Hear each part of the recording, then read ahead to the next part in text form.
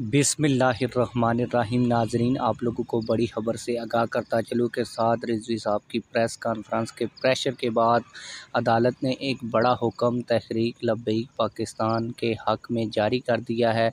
मैं आप लोगों को मुकम्मल अपडेट पढ़कर सुनाने जा रहा हूं, लेकिन वीडियो शुरू करने से पहले आप लोगों से एक छोटी सी रिक्वेस्ट है।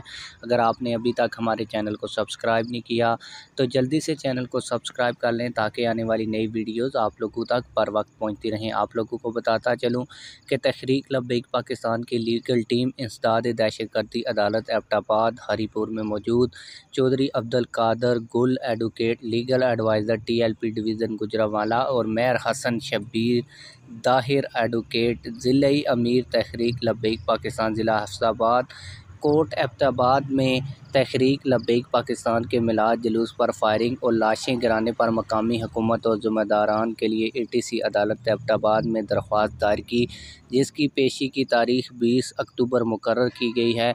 एक शहीद का पोस्टमार्टम हो रहा है और इस वक्त एबटाबाद हॉस्पिटल में वकला की निगरानी में हो रहा है।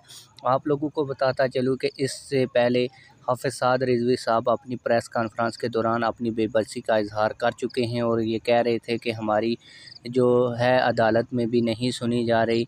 तो उनकी प्रेस कॉन्फ्रेंस के बाद एक दफ़ा फिर तहरीक लब्बैक पाकिस्तान की अदालत में सुनी गई। उन्होंने प्रेस कॉन्फ्रेंस में कहा कि हमारे शहीद का पोस्टमार्टम भी नहीं हो रहा। तो अब उनकी प्रेस कॉन्फ्रेंस के बाद पहला नतीजा सामने आ चुका है और जो शहीद जिसका वो पोस्टमार्टम करवाना चाह रहे थे, आज उसका पोस्टमार्टम हॉस्पिटल में हो रहा है और तहरीक लब्बैक पाकिस्तान के वकला की निगरानी में हो रहा है। तो उम्मीद है कि आज की हमारी ये वीडियो आप लोगों को पसंद आई होगी। वीडियो पसंद आई है तो वीडियो को लाइक करें, चैनल को सब्सक्राइब करें। मिलते हैं किसी और वीडियो में। अल्लाह हाफ़िज़।